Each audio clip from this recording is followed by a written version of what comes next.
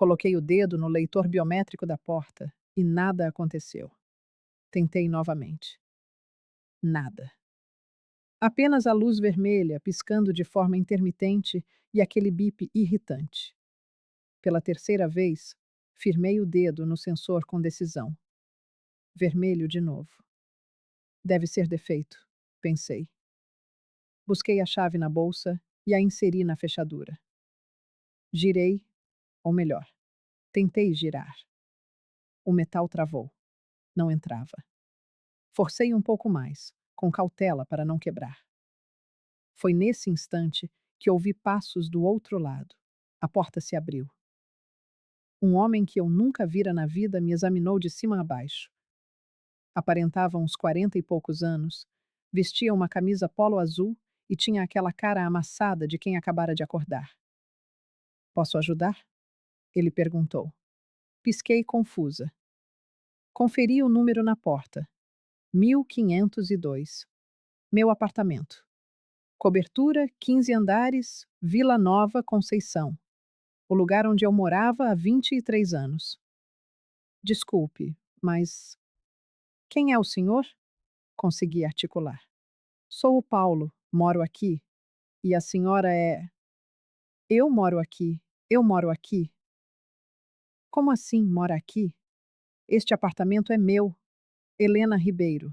Eu moro aqui desde 2002. O homem franziu a testa. Logo atrás dele, surgiu uma mulher. Loira, 30 e poucos anos, envolta em um roupão branco. Paulo, o que foi? Essa senhora está dizendo que mora aqui.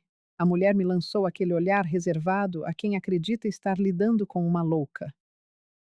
Senhora, nós compramos este apartamento faz 3 semanas. Temos escritura, registro, tudo certinho. Acredito que a senhora tenha se confundido de andar. 3 semanas. Há 3 semanas.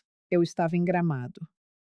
Voltei ontem, deixei as malas no carro, fui direto para o supermercado. E agora, isso? Não, falei, com a voz trêmula. Não há confusão nenhuma. Eu moro aqui. Meu nome consta na escritura, no IPTU, em tudo. Senhora, o homem interveio, naquele tom de quem começa a perder a paciência. Nós compramos de uma tal de Juliana Campos. Ela apresentou uma procuração da proprietária, a Helena Ribeiro. Tudo legal, passado em cartório. A senhora quer que eu mostre os documentos?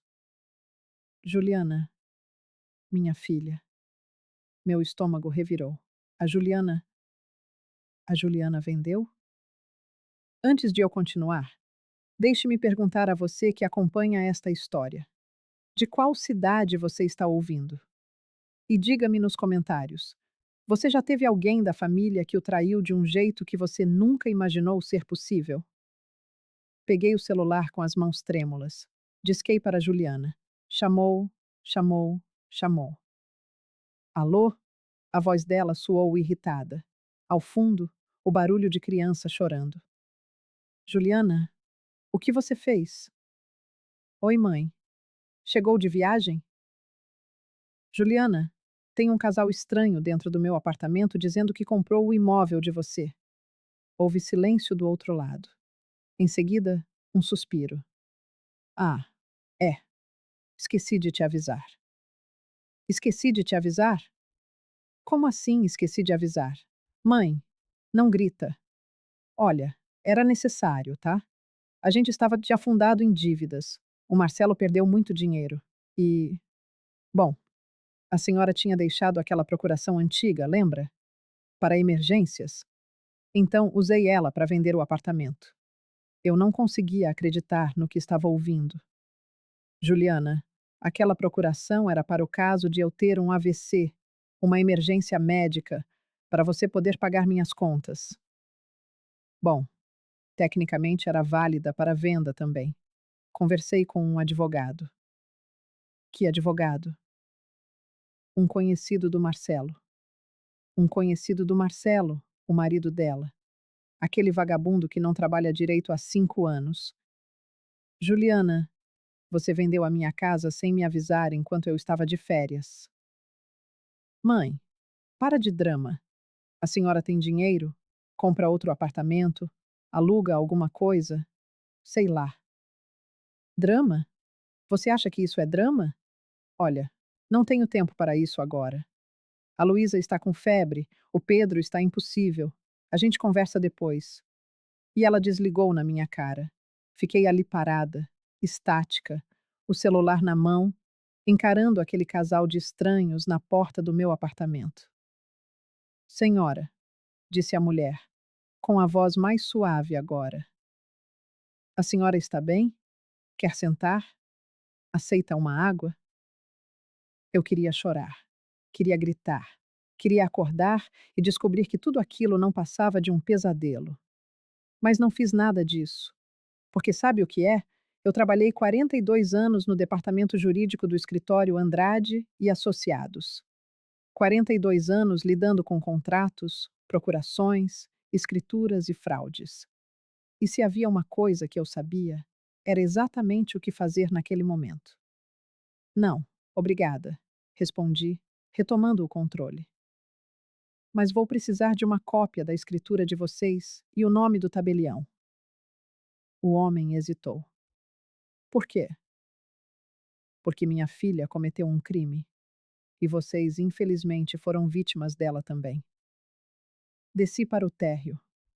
O porteiro, seu Valdomiro, me viu e abriu um sorriso. Dona Helena, voltou de viagem? Como foi? Foi ótimo, seu Valdomiro.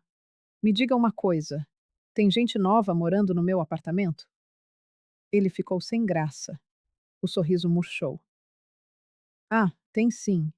Faz umas 3 semanas. Sua filha veio aqui, apresentou os documentos, disse que a senhora tinha vendido e ido morar no interior. E o senhor acreditou.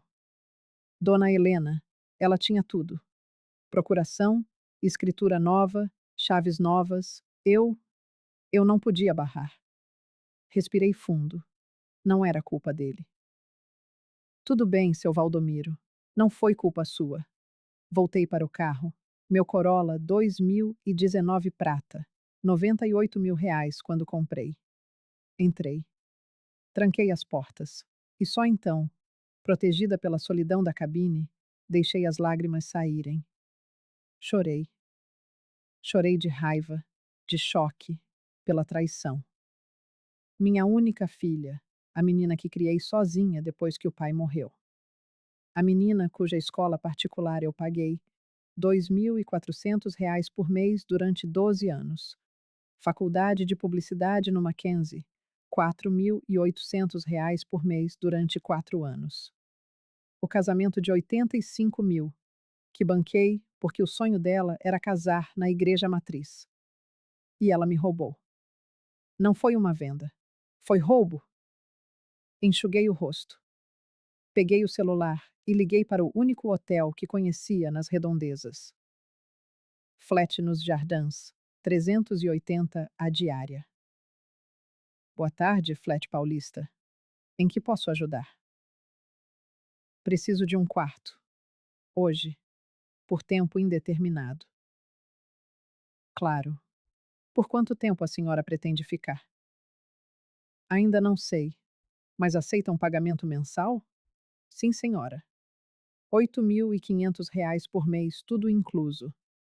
Perfeito. Chego em 1 hora. Desliguei. R$ 8.500 por mês. Dava para pagar. Minha aposentadoria do INSS era de R$ 6.400, somada à previdência privada do escritório, 11.200. Total, R$ 17.600 líquidos por mês. Sobravam R$ 9.100 depois de pagar o flat. Dava para viver? Dava. Dava para manter meu padrão? Não. Mas aquilo já não era sobre dinheiro. Era sobre justiça. Dirigi até o flat e fiz o check-in. O quarto era pequeno. Cama de casal, banheiro minúsculo, janela com vista para a lateral de outro prédio. Nada a ver com minha cobertura de 280 metros quadrados, 3 suítes, varanda gourmet e vista para o parque. Deixei a mala no chão, sentei na cama e comecei a raciocinar. A Juliana tinha usado a procuração.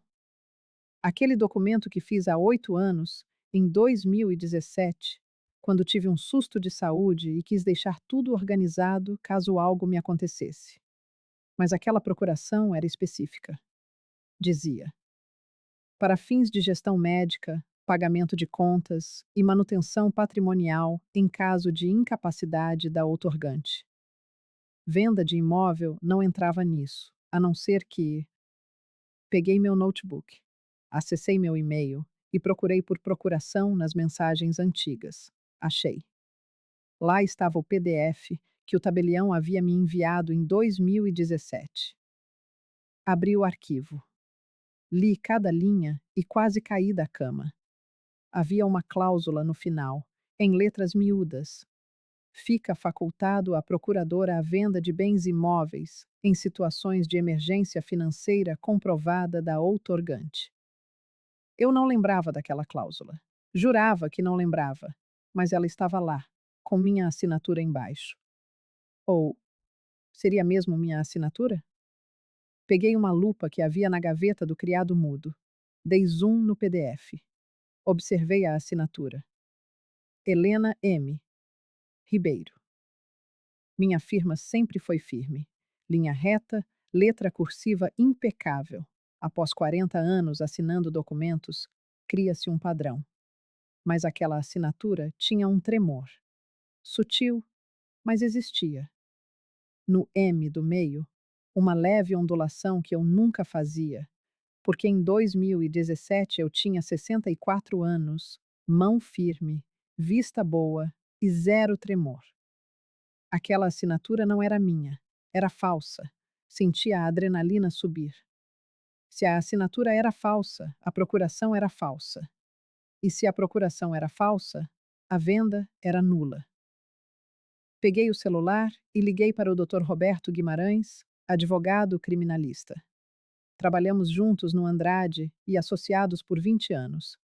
Ele se aposentou faz 5, mas ainda nos falávamos.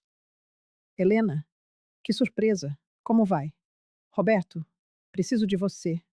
Urgente. O tom da minha voz deve ter deixado claro que não era uma ligação social. O que aconteceu? Contei. Tudo. As férias, a volta, o casal estranho, a Juliana, a procuração, a assinatura forjada.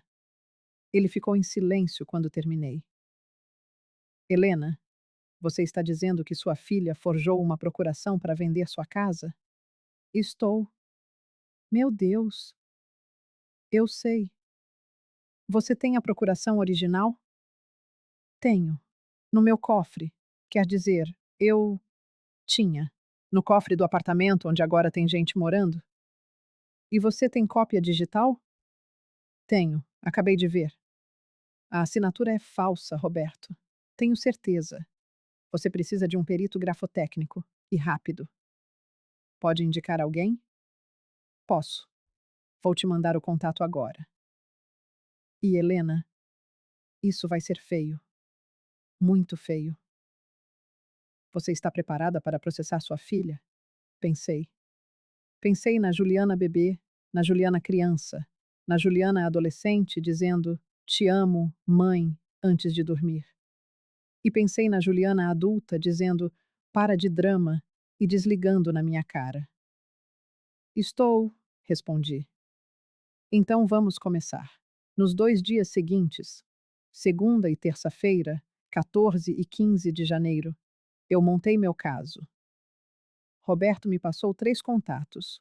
1, Dr. Augusto Lemes, perito grafotécnico, 8.500 pelo laudo completo. 2, doutora Márcia Fonseca, investigadora particular, R$ 12.000 por mês. 3, ele mesmo, advogado criminalista. R$ 45.000 de honorários iniciais, mais 15% de êxito. Total imediato, R$ 65.500. Eu tinha R$ 340.000 na poupança, fruto de décadas de trabalho, economia e uma indenização de R$ 180 mil de quando me aposentei. Paguei tudo, porque não era sobre dinheiro, era sobre dignidade. O Dr. Augusto foi ao flat na terça à tarde. Homem sério, 60 e poucos anos, portando uma maleta de couro. Dona Helena, vou precisar de 3 coisas: a procuração original, amostras da sua assinatura verdadeira em diferentes épocas e a escritura de venda. A procuração original está no apartamento, com eles. A senhora consegue acesso? Pensei por um instante. Consigo. Vou pedir ao casal. E foi o que fiz. Liguei para o interfone do apartamento. A mulher atendeu. Alô? Oi? É a Helena. Desculpa incomodar de novo. Eu. Eu esqueci alguns documentos importantes no cofre do apartamento. Será que eu poderia pegar? Silêncio. Depois. Que tipo de documentos? Procuração, escritura antiga, RG, essas coisas. Está tudo numa pasta amarela dentro do cofre do closet da suíte master. A senhora sabe a senha? Sei. 170254. Aniversário do meu falecido marido. Mais silêncio. Está bom. Pode vir amanhã de manhã, às 10 horas? Obrigada. Muito obrigada mesmo. Quarta-feira, 16 de janeiro, 10 da manhã. Voltei ao prédio. O casal me recebeu. Foram gentis. Acho que estavam com pena. O cofre está aberto, disse a mulher. A senha funcionou. Entrei no closet, meu closet, onde minhas roupas ficaram penduradas por 23 anos. Agora havia roupas deles. Abri o cofre. Lá dentro, a pasta amarela, exatamente como eu tinha dito. Retirei a procuração original e a coloquei na bolsa. Obrigada, falei para eles. A senhora vai conseguir resolver isso? O homem perguntou. Vou, respondi. E quando resolver, vocês terão que sair, mas farei o possível para que sejam ressarcidos. Vocês foram enganados também. Voltei para o flat.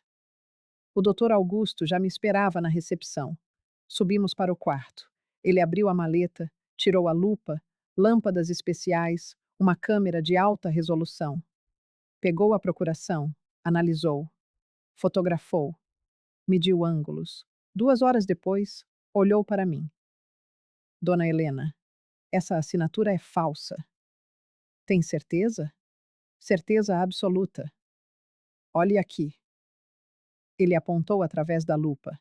A senhora vê essas ondulações? São típicas de decalque. Alguém colocou papel carbono sobre uma assinatura verdadeira sua, contornou com pressão e depois repassou na procuração. Decalque? Sim. E veja, há resíduos microscópicos de grafite aqui e ali.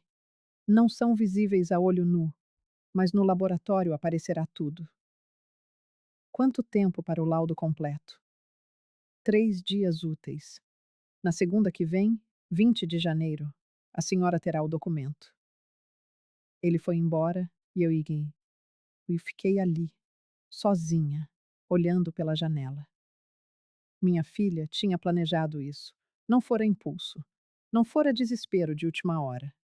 Ela comprou papel carbono. Pegou uma assinatura antiga minha. Treinou, decalcou, forjou. Premeditação.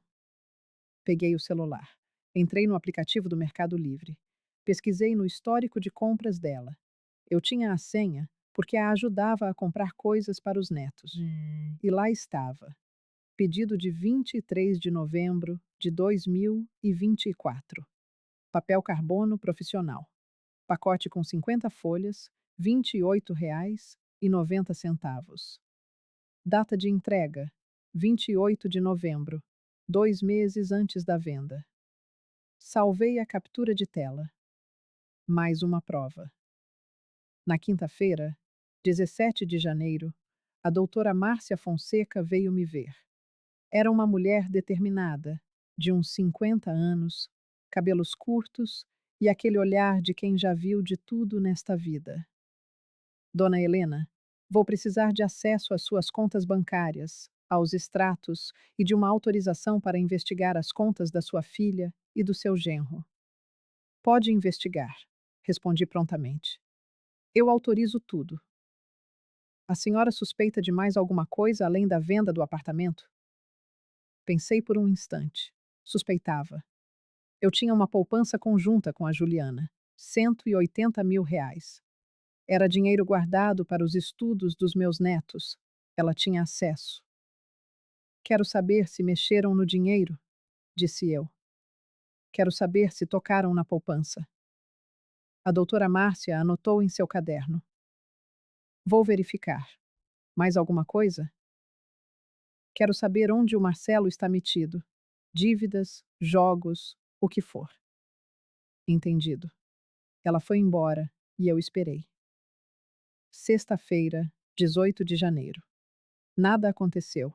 Sábado, dia 19. Também não. Domingo, dia 20. Nada. Foram os 3 dias mais longos da minha vida. Eu ficava no quarto do flat, olhando para o teto, pensando. Pensando em como a Juliana tinha ficado assim. Ela nem sempre foi má, sabe? Quando criança, era doce, carinhosa.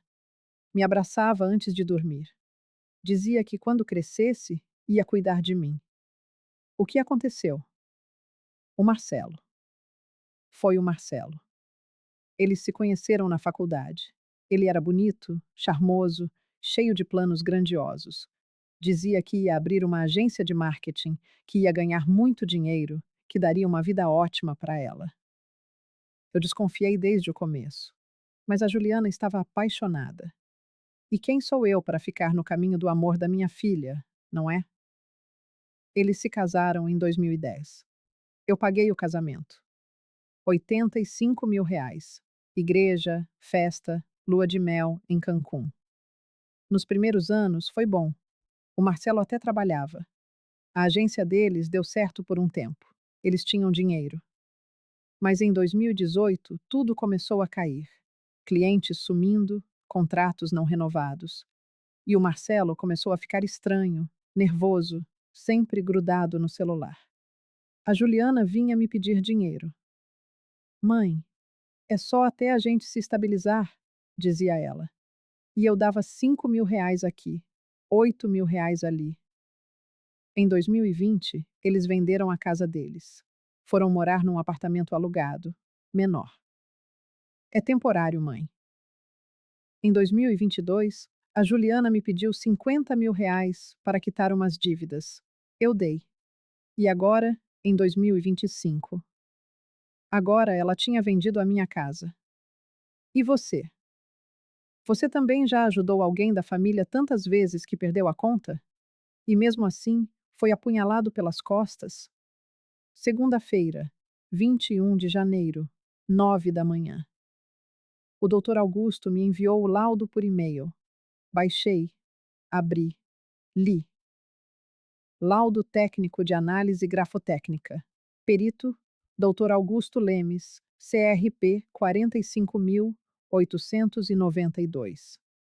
Objeto: Procuração Pública lavrada no Terceiro Tabelionato de Notas de São Paulo, em 14 de dezembro de 2024.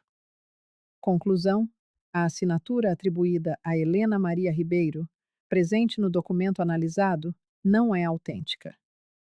Trata-se de falsificação por meio de decalque, conforme evidenciado por 1. Presença de ondulações incompatíveis com o padrão caligráfico da signatária verdadeira. 2. Resíduos microscópicos de grafite detectados em análise espectral. 3. Pressão irregular da caneta, típica de contorno sobre molde. 4.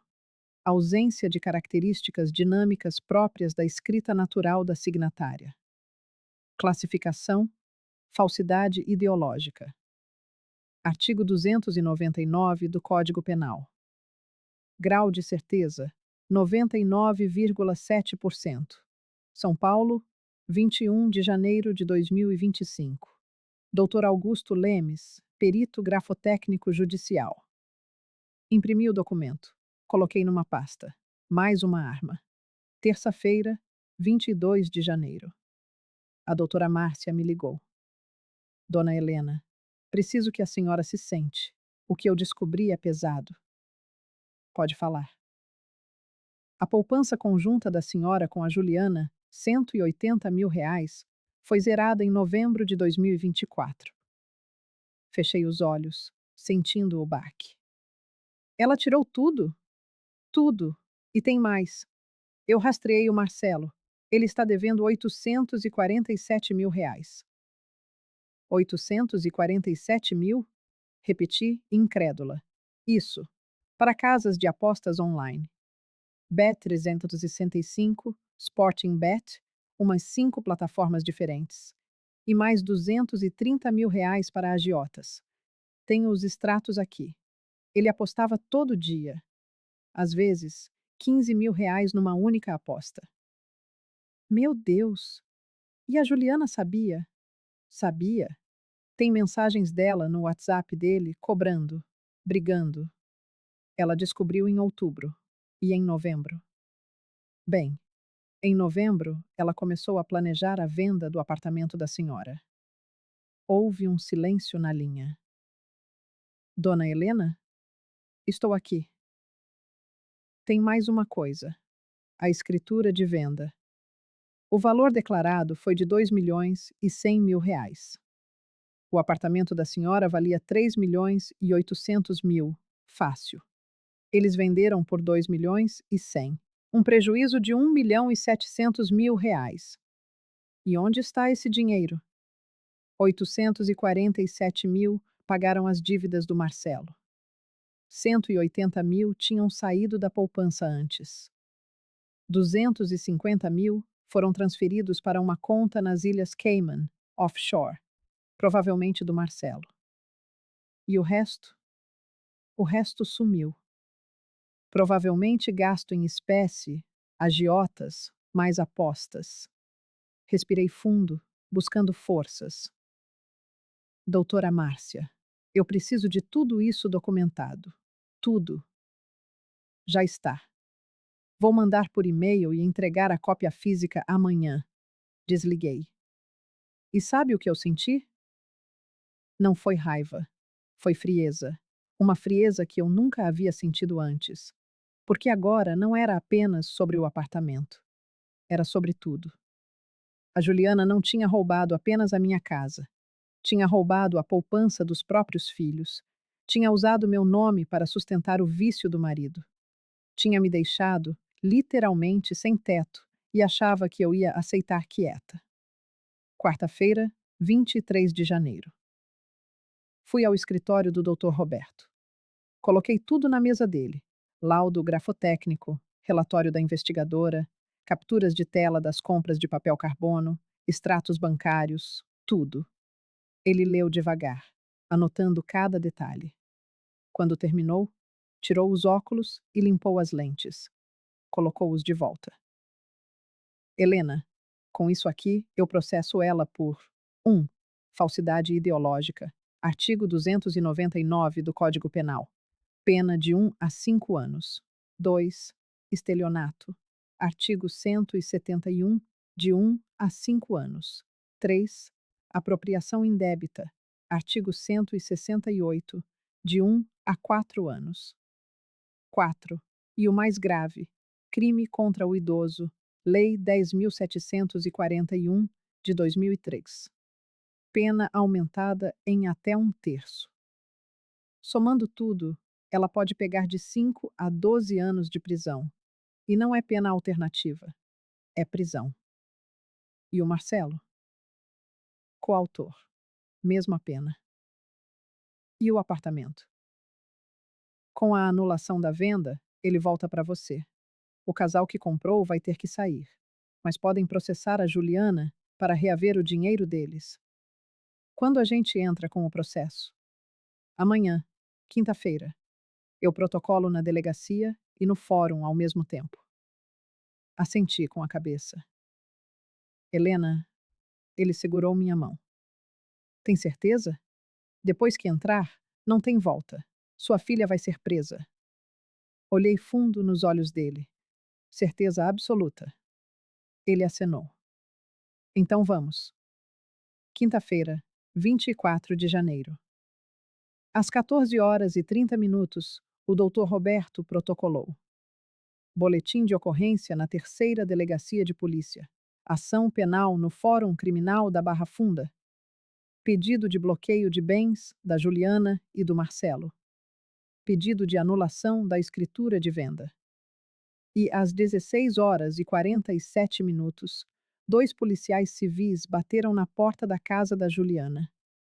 Eu sei, porque ela me ligou às 16h52, chorando. Mãe, a polícia está aqui. O que você fez?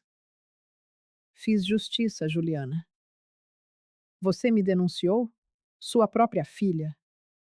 Você vendeu minha casa e roubou a poupança dos seus filhos. O que você esperava? Eu fiz porque a gente estava afundado. O Marcelo ia ser morto.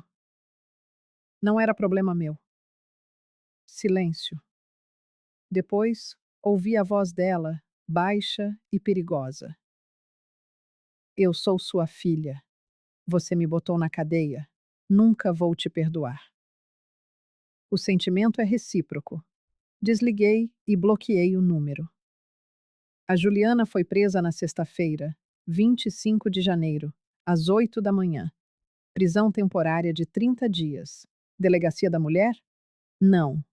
Disseram que seria adaptada porque ela estava amamentando. Não, espera. A Luísa já tinha 3 anos. O Pedro, 5. Ela não amamentava mais, então foi para a carceragem comum mesmo. Eu soube pelo Dr. Roberto. Helena, a Juliana está detida. O juiz decretou prisão temporária para garantir a investigação. Ela pode responder em liberdade depois, mas, por enquanto ela está presa. Isso. Desliguei. E você sabe o que eu senti? Nada. Absolutamente nada. Nem culpa, nem pena, nem tristeza. Só um vazio gelado. No sábado, 26 de janeiro, o Marcelo me ligou de um número que eu não conhecia. Atendi sem pensar. Alô? Helena! A voz dele estava desesperada. Você tem que tirar a Juliana de lá. Ela está passando mal, chorando. Os policiais disseram que. Marcelo, você tem 30 segundos antes de eu desligar. As crianças estão perguntando pela mãe. A Luísa está chorando todo dia. O Pedro nem está comendo. Então cuida deles. Você é o pai. Como é que eu vou cuidar? Eu não sei fazer comida. Não sei. Aprende. O YouTube está cheio de tutorial. Helena, pelo amor de Deus, ela é sua filha. São seus netos. Você vai deixar uma família se destruir por causa de dinheiro? Respirei fundo, sentindo o sangue ferver. Marcelo, escuta bem. Eu passei a vida inteira construindo o que eu tinha. Trabalhei em 3 empregos ao mesmo tempo quando a Juliana era pequena. Acordava às 5 da manhã, dormia à meia-noite. Comi miojo durante anos para poder pagar escola boa para ela. Enquanto o pai dela agonizava de câncer, eu estava no hospital de dia e no escritório à noite, porque alguém tinha que pagar as contas. Minha voz tremia agora, carregada de anos de sacrifício. E sabe o que eu ganhei em troca?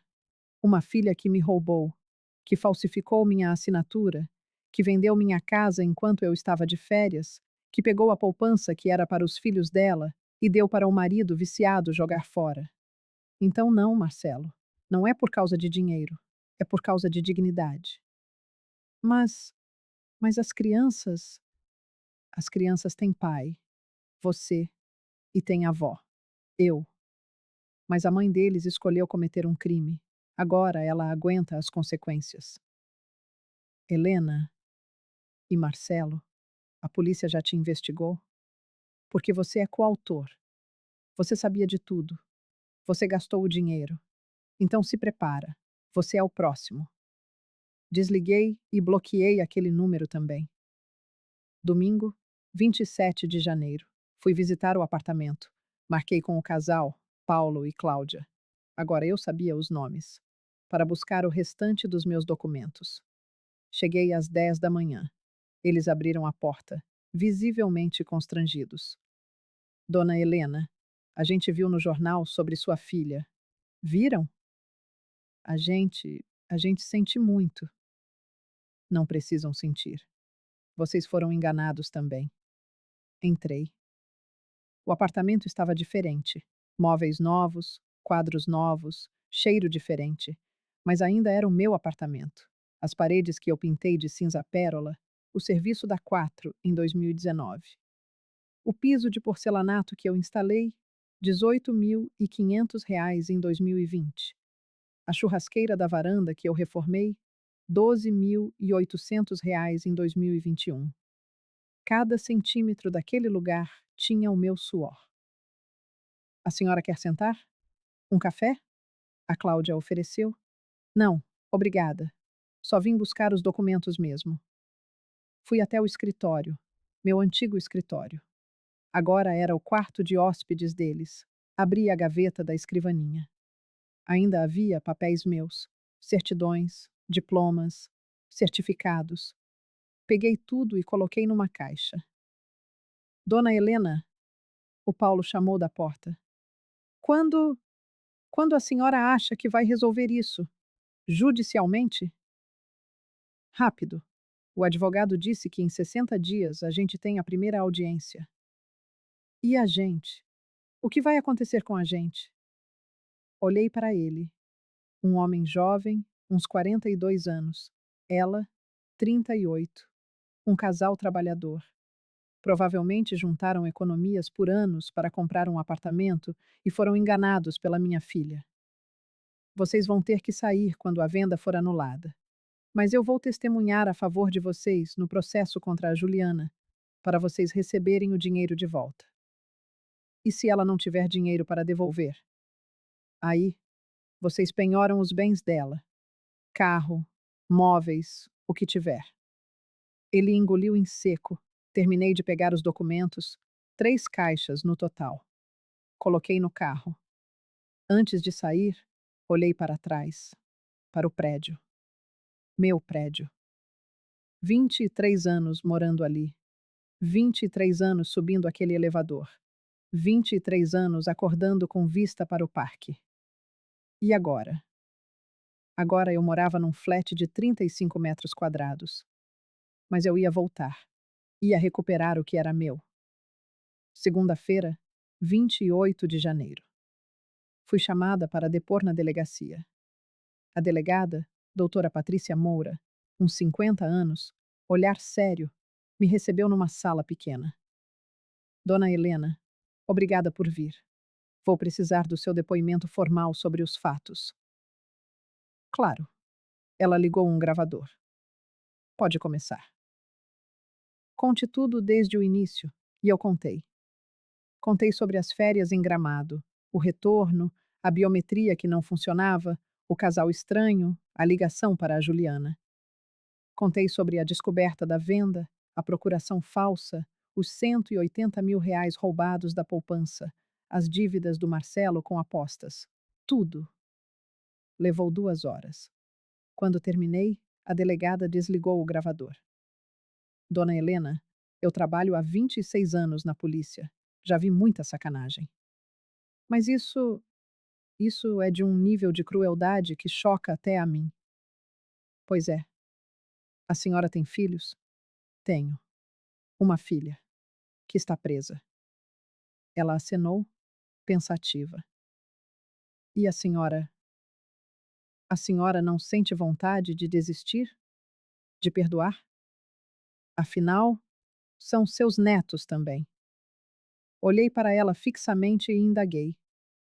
Doutora Patrícia, responda-me uma coisa com sinceridade. Se fosse a senhora, se a sua própria filha tivesse feito isso, a senhora perdoaria? Ela permaneceu em silêncio por um instante. Depois, sussurrou, baixinho. Não. Não perdoava. Saí da delegacia era 12:15. No caminho para o flat, parei em um restaurante simples. Pedi um prato feito, R$ 38.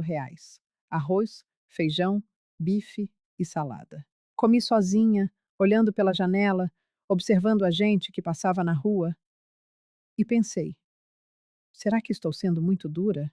Será que uma mãe de verdade não perdoaria? Peguei o celular e entrei no Instagram da Juliana. O perfil era público. A última foto fora postada há 3 semanas. Ela, o Marcelo e as crianças num restaurante japonês, todos sorrindo. A legenda dizia: família é tudo. Eu conhecia aquele restaurante. Era uma temaqueria no Itaim. A conta ali dava 220 por pessoa fácil. Eles tinham ido lá enquanto planejavam me roubar. Sorrindo, tirando fotos, fingindo felicidade. Bloqueei o Instagram dela também. Na terça-feira, 29 de janeiro, a doutora Márcia me ligou. Dona Helena, descobri mais uma coisa. Grave. Pode falar. O Marcelo não deve apenas para casas de aposta. Ele deve R$ 230 mil para um agiota.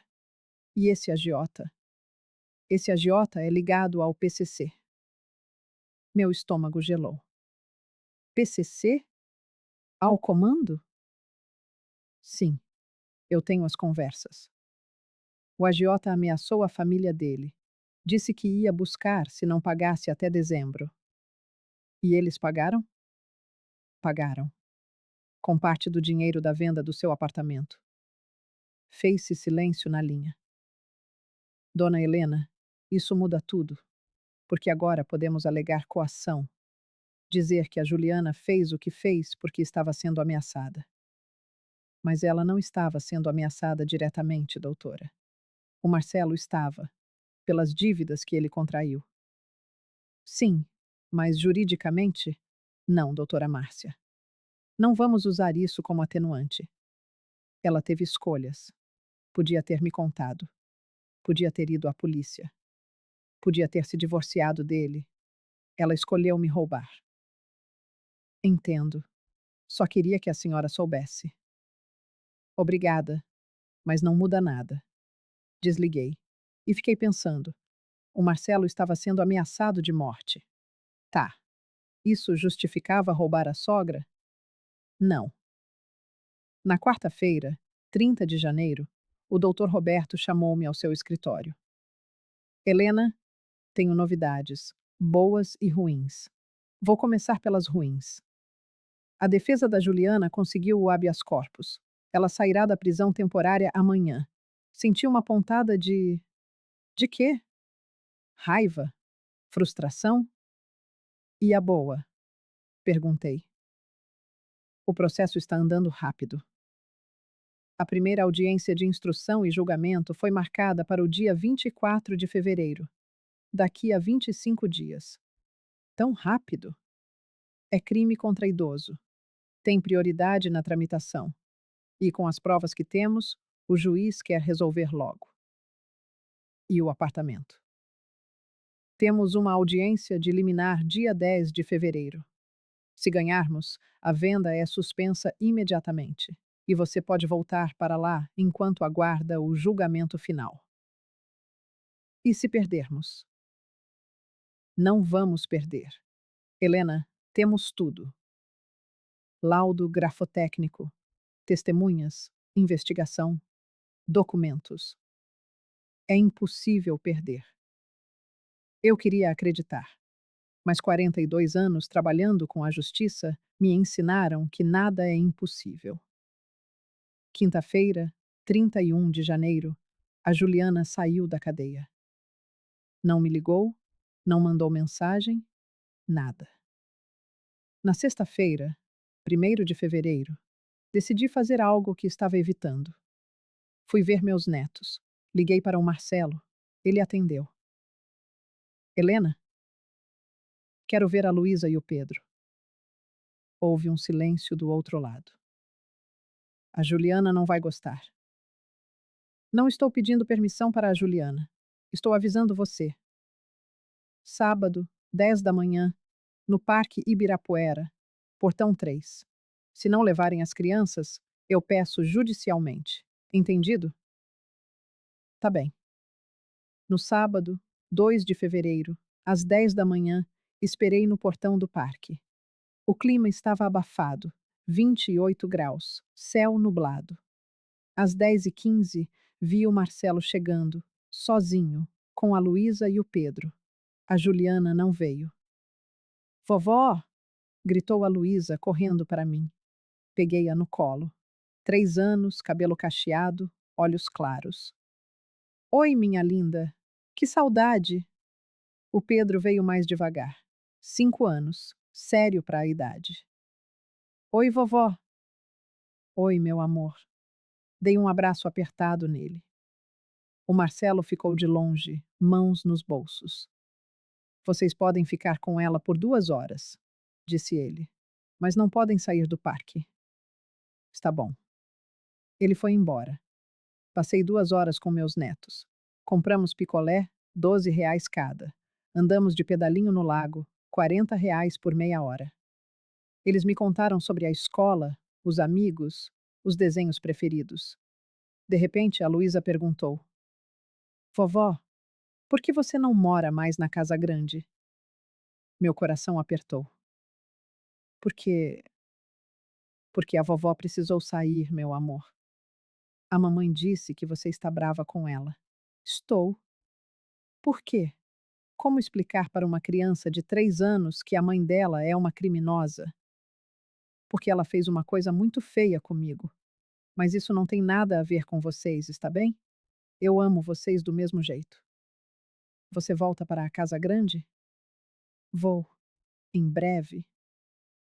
E você? Já teve que explicar para uma criança que o pai ou a mãe dela fez algo terrível? Como se faz isso sem destruir a imagem que elas têm? Ao meio-dia, o Marcelo voltou para buscá-los. Tchau, vovó. A Luísa acenou. Tchau, meus amores. Semana que vem a gente se vê de novo, tá? Eles foram embora e eu fiquei ali, sozinha no parque, olhando-os partir. Chorei. Pela primeira vez desde que tudo começou, eu chorei. Porque aquelas crianças não tinham culpa de nada.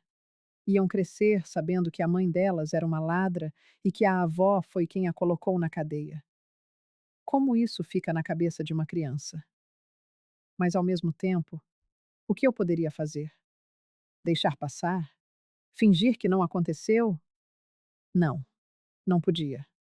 Segunda-feira, 4 de fevereiro, voltei ao Dr. Roberto. Quero adicionar uma coisa no processo. O quê?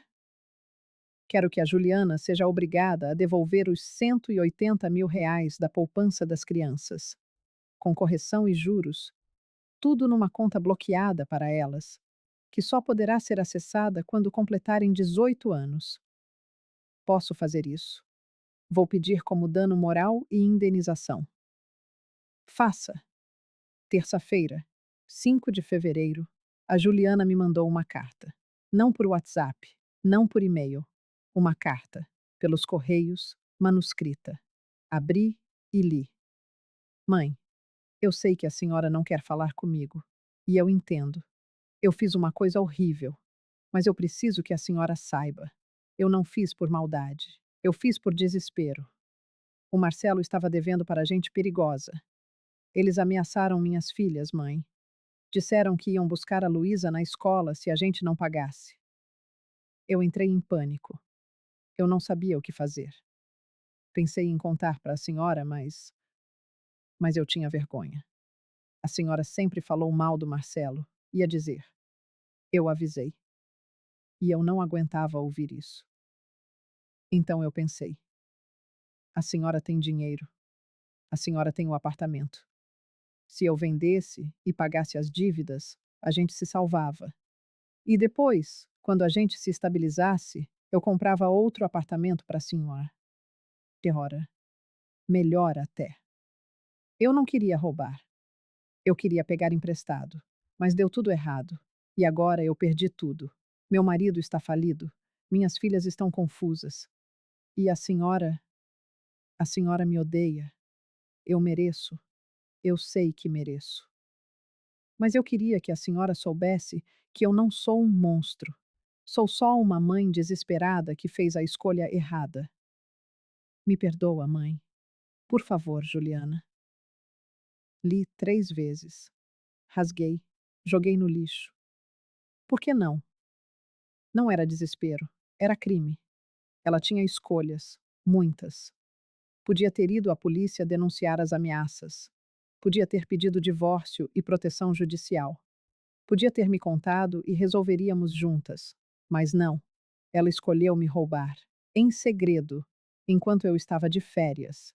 Isso não é desespero. É traição. Quarta-feira, 6 de fevereiro, fui ao banco. Precisava reorganizar minha vida financeira. Saldo atual: R$ 274.500. Dos R$ 340.000 originais, subtraíam-se 65.500 gastos com advogado, perito e investigação. Calculei meus gastos mensais atuais. Flat, 8.500. Mercado, R$ 800. Restaurantes, R$ 600.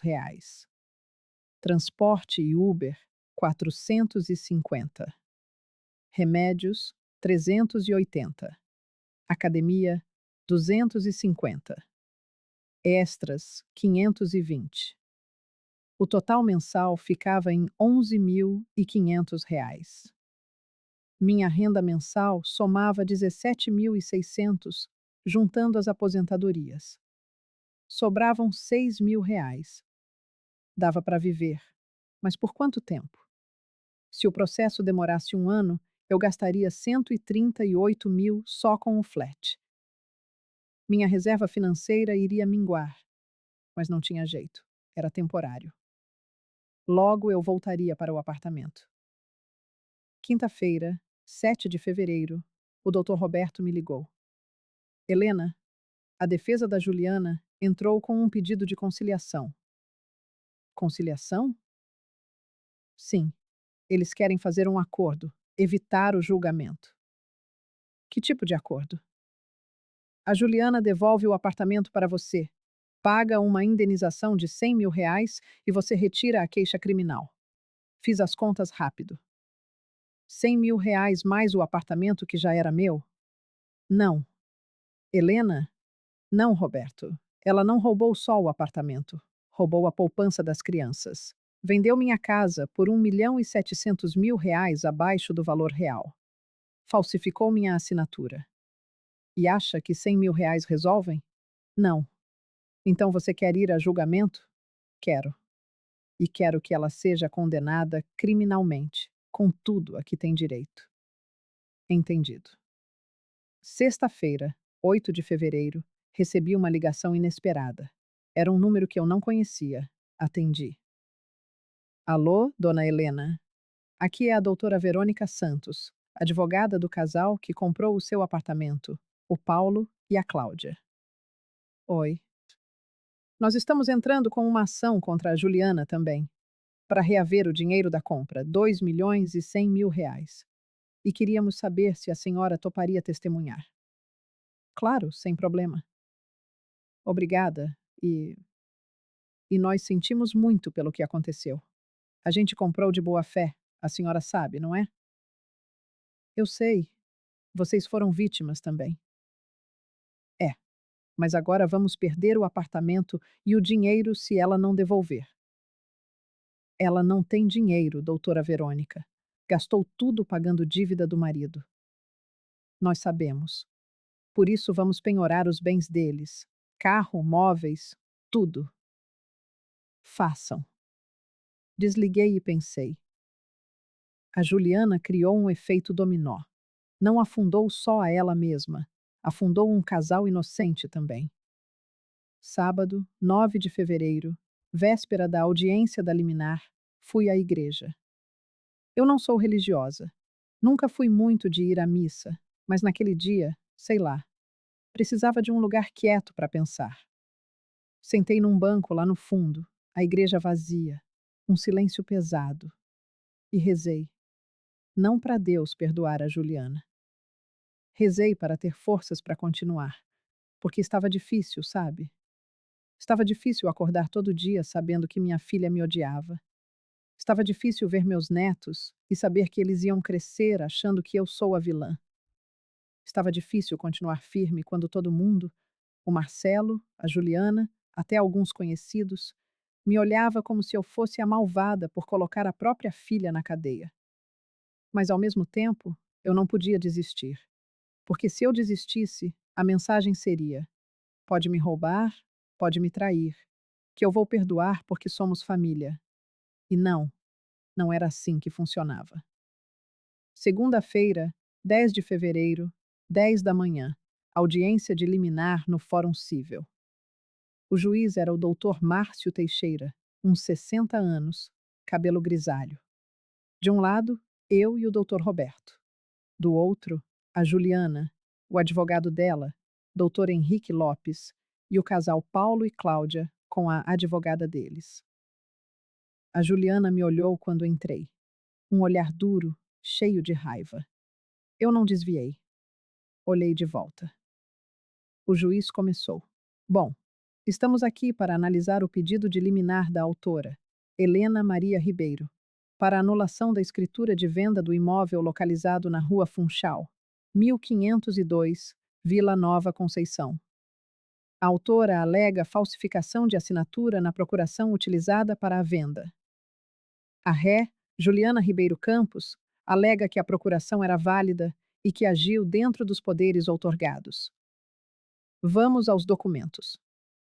O Dr. Roberto apresentou o laudo grafotécnico comprovando a assinatura falsa, a procuração original sem a cláusula de venda, o comprovante de compra do papel carbono e os depoimentos. O Dr. Henrique, advogado da Juliana, tentou contra-argumentar. Meritíssimo, a procuradora agiu de boa fé. A procuração constava no sistema do cartório como válida. Ela não sabia que havia irregularidade. O juiz o interrompeu. Doutor Henrique, o laudo grafotécnico é conclusivo, a assinatura é falsa, e há provas materiais de premeditação, como a compra de material específico para falsificação. Não há boa-fé aqui. Ele virou-se para a Juliana. Senhora Juliana, a senhora tem algo a dizer? Ela levantou-se, a voz trêmula. Meritíssimo, eu fiz o que fiz porque minha família estava sendo ameaçada. Meu marido devia para pessoas perigosas. Eles iam matar a gente. E a senhora procurou a polícia? Não? Por quê? Porque porque eu tinha medo. Então, em vez de procurar as autoridades competentes, a senhora escolheu cometer um crime contra sua própria mãe. Houve silêncio. É isso? Eu eu não sabia o que fazer. O juiz suspirou. Olhou para os papéis, depois olhou para mim. Senhora Helena, a senhora tem algo a acrescentar? Eu me levantei. Só mais uma coisa, meritíssimo. Eu trabalhei a vida inteira para conquistar aquele apartamento. Foram 42 anos acordando cedo, enfrentando trânsito, suportando chefes grosseiros. Quando finalmente consegui me aposentar e ter um pouco de paz, minha própria filha me roubou, justamente enquanto eu estava de férias, aproveitando a vida que eu mesma construí. Então, não, ela não merece piedade. Sentei-me. O juiz fez um breve aceno e declarou: muito bem, vou proferir a decisão. Pegou a caneta, escreveu algo e impôs. 5 minutos de silêncio absoluto. Em seguida, leu em voz alta: defiro o pedido de liminar. A escritura de venda fica suspensa até o julgamento final do mérito. O imóvel retorna à posse da autora, Helena Maria Ribeiro, no prazo de 48 horas. Os réus, Paulo e Cláudia, deverão desocupar o imóvel neste prazo, sob pena de despejo coercitivo. Custas processuais pela ré Juliana. Está decidido. Bateu o martelo. Eu ganhei. Eu ganhei. O doutor Roberto apertou minha mão com firmeza e disse: Parabéns, Helena. Olhei para Juliana. Ela estava chorando, enquanto seu advogado tentava consolá-la. Levantei-me, peguei minha bolsa e saí do tribunal sem olhar para trás.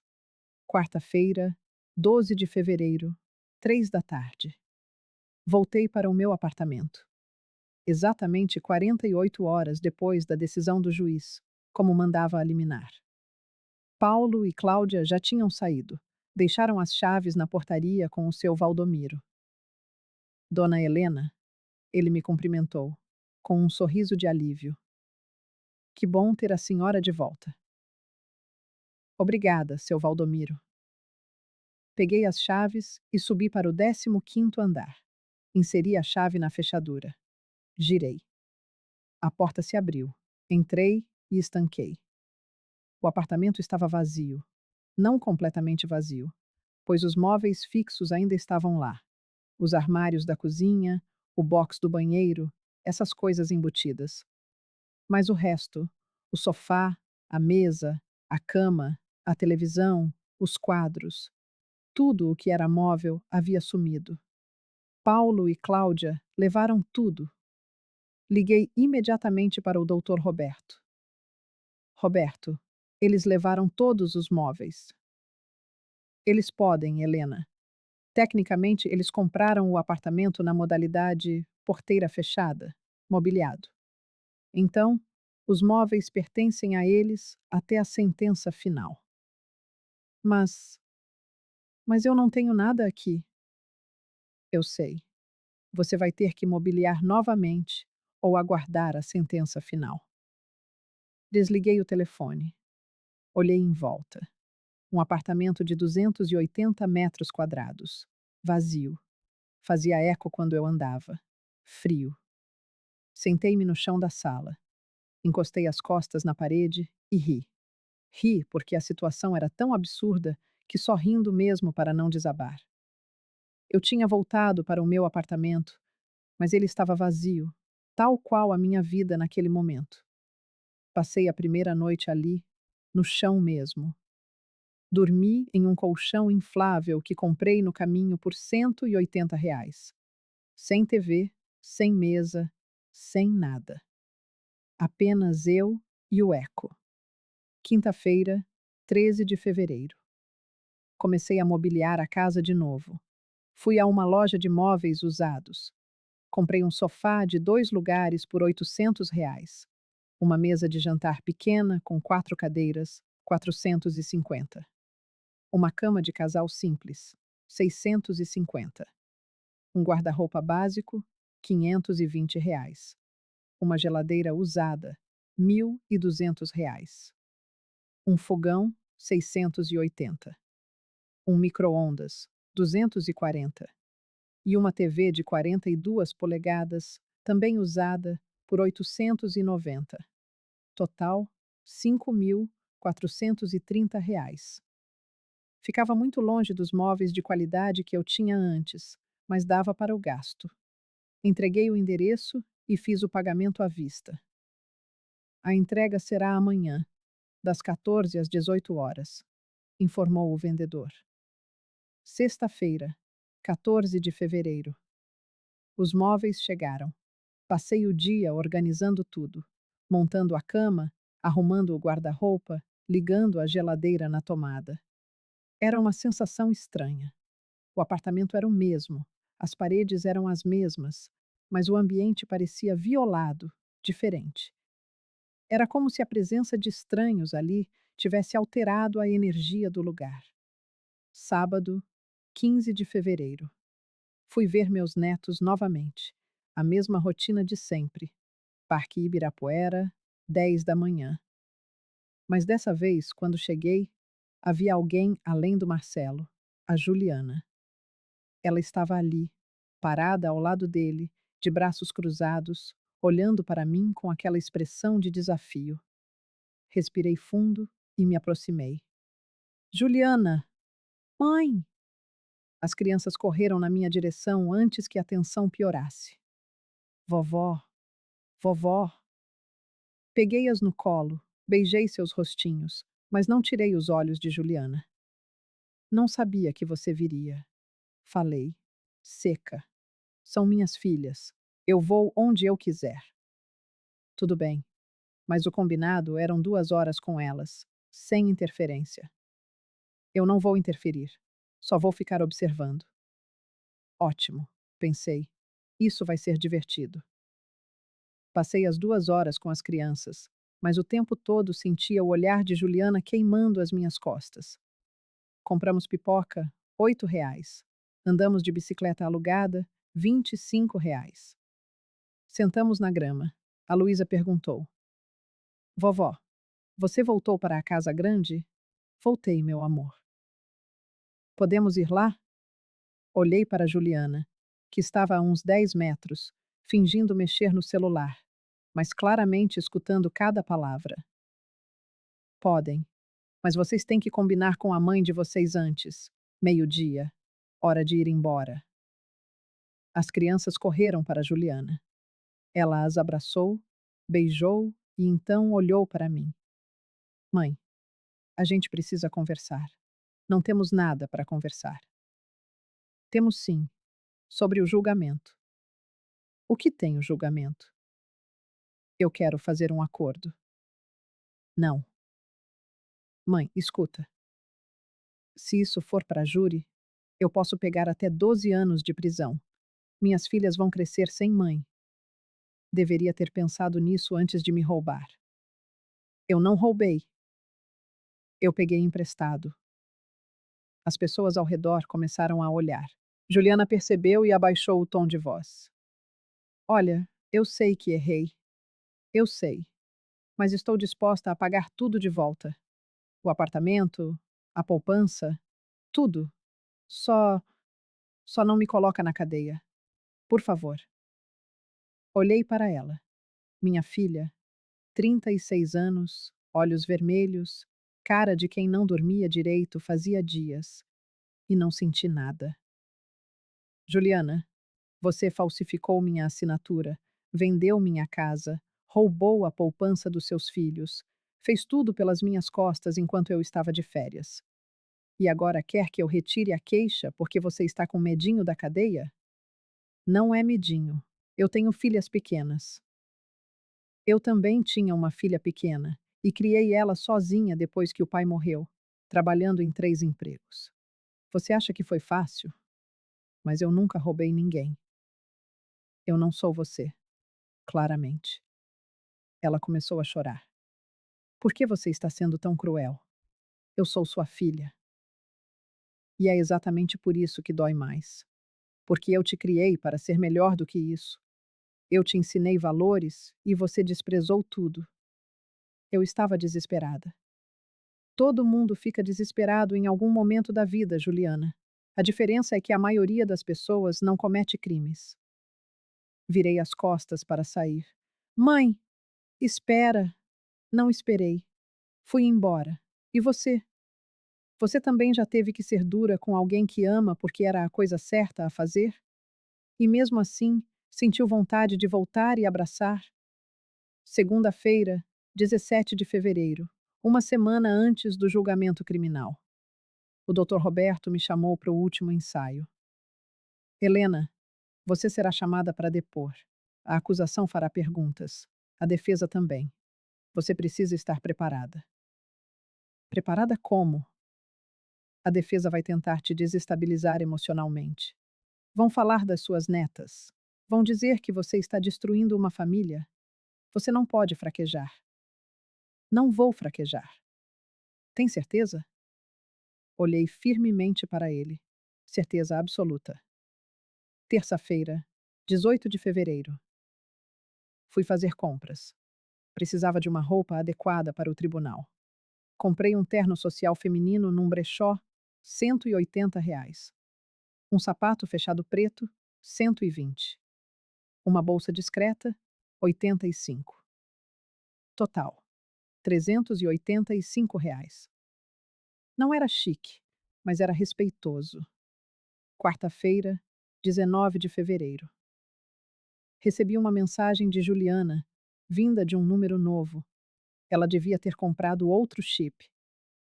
Mãe, pelo amor de Deus, me atende. Eu estou implorando. Não faz isso comigo. Bloqueei. Quinta-feira, 20 de fevereiro. O Marcelo me ligou. Helena, a Juliana está em pânico. Ela não come, não dorme. Está tendo crises de ansiedade. As meninas estão assustadas. Não é problema meu. Como não é problema seu? Ela é sua filha. Era. Não é mais. Helena, pelo amor de Deus, você vai destruir essa família. Eu não destruí nada. A Juliana e você destruíram.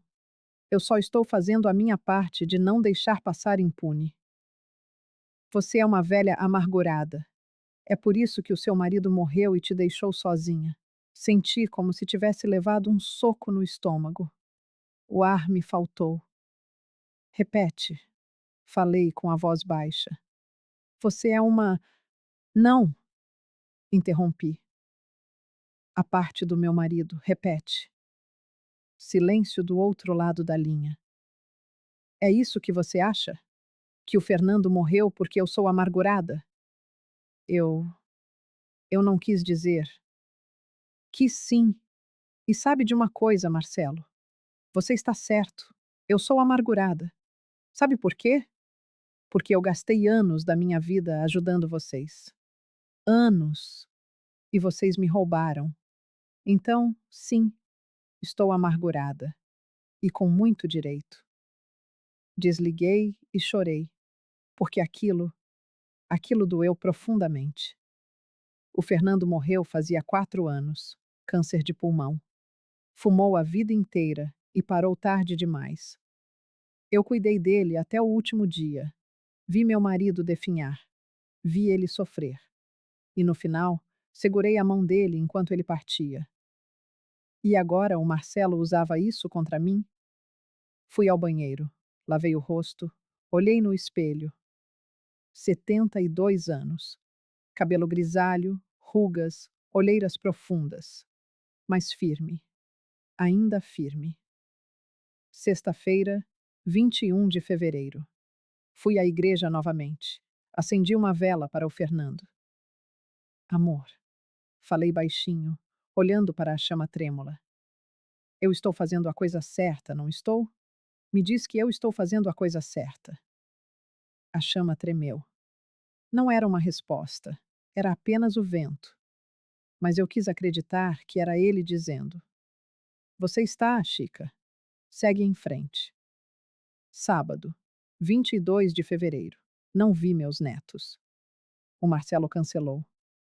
Disse que elas não queriam me ver. Menti. As crianças não decidiram isso. Ele e a Juliana decidiram por elas. Mas tudo bem. Era a arma deles, usar as crianças contra mim. Não ia funcionar. Domingo, 23 de fevereiro, véspera do julgamento. Passei o dia sozinha. Revisei meus documentos. Reli o processo. Preparei mentalmente tudo o que ia dizer. Não dormi direito. Acordei às 4 da manhã, suando, com o coração acelerado. Sonhei com a Juliana criança, com 4 anos de idade, cabelo preso em Maria Chiquinha, sorriso banguela, pulando na minha cama numa manhã de domingo. Mãe, mãe, acorda! Vamos tomar café? E eu acordava, exausta do plantão da noite anterior, mas sorria. Pegava ela no colo e fazia panqueca, que era a comida favorita dela. Onde foi que aquela menina se perdeu? Segunda-feira, 24 de fevereiro, 9 da manhã. Fórum Criminal da Barra Funda. A sala de audiências estava lotada. Eu e o Dr. Roberto de um lado. Juliana, Marcelo e o Dr. Henrique do outro. Paulo e Cláudia, arrolados como testemunhas, na fileira do fundo. O juiz, Dr. Fernando Alvarenga, aparentava uns 55 anos, toga preta, olhar sério. A promotora, doutora Angélica Freitas, 40 e poucos anos, cabelo preso, expressão determinada. Bom dia. Vamos iniciar a audiência de instrução e julgamento do processo criminal número 0045578221 1025.8.26.01. Autora: Helena Maria Ribeiro. Ré: Juliana Ribeiro Campos. Acusação: falsidade ideológica, estelionato, apropriação indébita qualificada e crime contra o idoso. Ele olhou para Juliana. A ré está ciente das acusações? Sim, meritíssimo, respondeu o doutor Henrique por ela. Muito bem. Vamos aos depoimentos. Chamo a primeira testemunha, Helena Maria Ribeiro. Levantei-me e fui até a frente. Mão direita levantada. A senhora jura dizer a verdade, sob pena da lei? Juro. Sentei na cadeira de frente para o juiz. A promotora começou. Dona Helena, pode nos contar com suas palavras o que aconteceu? E eu contei. Contei tudo. As férias, o retorno, a biometria que não funcionava, o casal estranho no meu apartamento, a ligação para Juliana, a descoberta da procuração falsa, a poupança roubada, as dívidas do Marcelo. O relato levou 40 minutos. Quando terminei, a doutora Angélica perguntou: E como a senhora se sentiu quando descobriu o que sua filha havia feito? Traída, humilhada e despedaçada. Porque não foi só sobre dinheiro ou patrimônio. Foi sobre confiança. Eu confiei nela. Dei a ela uma procuração porque confiei que ela usaria apenas em uma emergência real. E ela virou essa confiança contra mim. Obrigada, dona Helena. Chegou a vez da defesa. O doutor Henrique se levantou com aquele olhar de quem ia atacar. Dona Helena, a senhora tem netos, correto? Tenho. 2 meninas, Luísa e Pedro. Pedro é menino. Perdão, 2 crianças. E a senhora as ama? Amo. E a senhora não acha que, ao processar a mãe deles, está prejudicando essas crianças? Olhei fixamente para ele. O senhor está me perguntando se eu sou a responsável pelo sofrimento delas? Estou perguntando se a senhora não se sente culpada. Não. Quem deveria se sentir culpada é a mãe deles, que cometeu um crime. Mas a senhora não acha que está sendo vingativa? Afinal, sua filha agiu por desespero, não por maldade. Desespero não justifica crime. Mas a senhora não poderia ter resolvido isso em família, sem envolver a justiça? Inclinei-me para a frente, encarando o advogado. Doutor Henrique, me diga uma coisa. Se alguém roubasse a casa do senhor, falsificasse a sua assinatura, pegasse todas as suas economias, o senhor resolveria em família ou iria à polícia? Ele hesitou por um instante. Mas é diferente. Não, não é diferente. Crime é crime, não importa quem o cometa. Mas a senhora não acha que, como mãe, deveria ser mais compassiva? Eu ri. Não dava para evitar. Compassiva? Eu fui compassiva a vida inteira. Paguei escola, faculdade, casamento, ajudei financeiramente dezenas de vezes. E sabe o que eu ganhei? Uma facada nas costas. Então não, doutor. Acabou a compaixão. O doutor Henrique tentou mais algumas perguntas, mas eu não cedi. Depois, foi a vez da Juliana depor. Ela se levantou e foi para a frente, A mão tremia quando jurou dizer a verdade. Sentou-se. A promotora começou. Senhora Juliana, a senhora confessa ter vendido o apartamento da sua mãe sem a autorização dela? Eu. Eu tinha uma procuração. Uma procuração falsa. O laudo grafotécnico comprovou. Eu não sabia que era falsa. A senhora forjou a assinatura. Nós temos provas. Compra de papel carbono. Treinamento da assinatura. A Juliana começou a chorar. Eu não queria. Eu estava desesperada. Meu marido devia dinheiro para gente perigosa. Eles iam matar a gente. E a senhora procurou a polícia? Não. Por quê? Porque porque eu tinha medo. Então, em vez de procurar ajuda legal, a senhora preferiu cometer um crime contra a própria mãe, uma senhora de 72 anos. Isso é correto? A Juliana soluçava agora. Eu eu não pensei direito. Eu só queria salvar minha família. À custa da sua mãe. Ela não respondeu. A promotora continuou. E a poupança? Os 180 mil reais que eram para a educação das suas filhas? Por que pegou? Eu eu precisava. Para quê? Para pagar as dívidas? Do seu marido, não suas. Mas ele é meu marido. A dívida dele é minha também. E o apartamento? Por que o vendeu por 2.100.000 reais, quando valia 3.800.000? Eu precisava de dinheiro rápido. Então sacrificou o patrimônio da sua mãe por urgência sua. Silêncio. Depois, foi a vez da defesa tentar salvar. O doutor Henrique fez perguntas tentando mostrar a Juliana como vítima, uma mulher desesperada, mãe protetora, coagida pelas circunstâncias. Não colou. O juiz interrompeu. Doutor Henrique, eu já ouvi o suficiente. Tem mais testemunhas? Não, meritíssimo.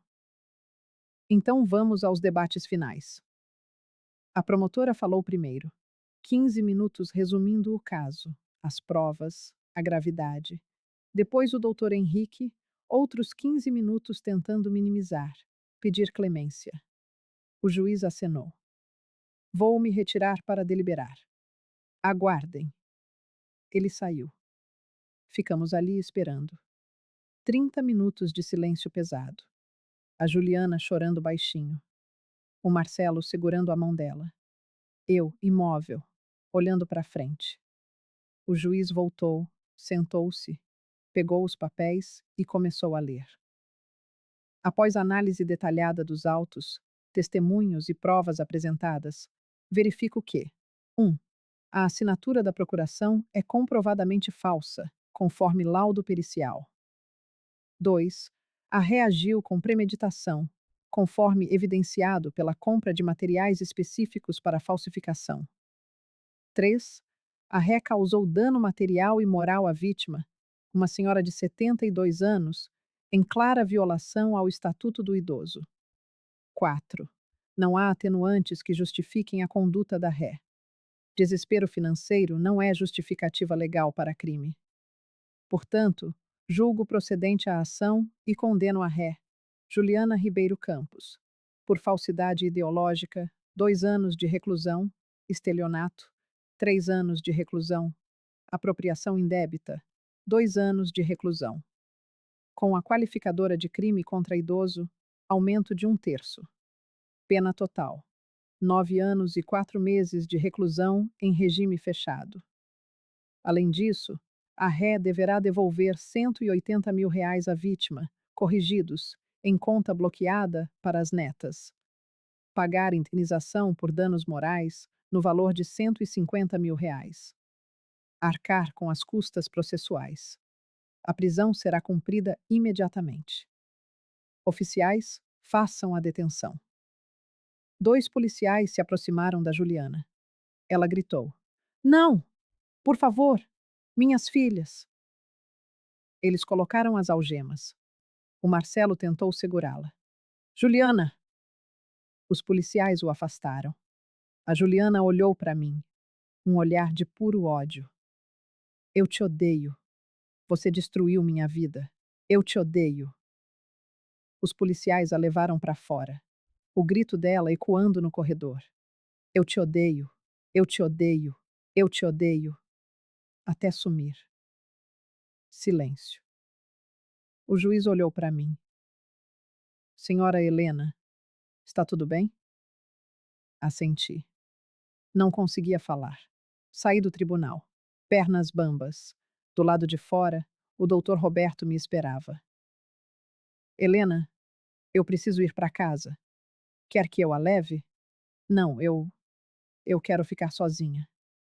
Peguei um táxi. R$ 42 até o apartamento. Subi, entrei, tranquei a porta e desmoronei. Caí no chão da sala. Chorei, chorei. Como não chorava fazia anos. Porque acabou. Tinha acabado. A justiça foi feita. Mas a que custo? 6 meses depois, agosto de 2025. Acordei às 7 da manhã, sem despertador. Meu corpo já tinha se acostumado. Levantei-me, fui até a janela da suíte. Abri as cortinas. Lá fora, o parque. Verde, tranquilo, silencioso naquele horário. Alguns corredores já fazendo a volta matinal. Meu apartamento, minha vista, minha paz. Fui fazer café. Nos últimos 6 meses, muita coisa mudou. Depois do julgamento, fiquei 2 semanas praticamente trancada no apartamento. Saía só para comprar comida, remédio, essas coisas básicas. Não atendia o telefone, não via ninguém, só eu e o silêncio. Foi a dona Carmen, vizinha do 1401, que me tirou daquele buraco. Bateu na minha porta numa terça-feira de manhã, início de março. Helena, querida, estou te vendo entrar e sair só escondida. Vem tomar um café comigo, sem compromisso. Fui, porque porque eu precisava de companhia humana. A gente tomou café. Ela não perguntou nada sobre o processo, sobre a Juliana, sobre nada. Só conversou sobre amenidades.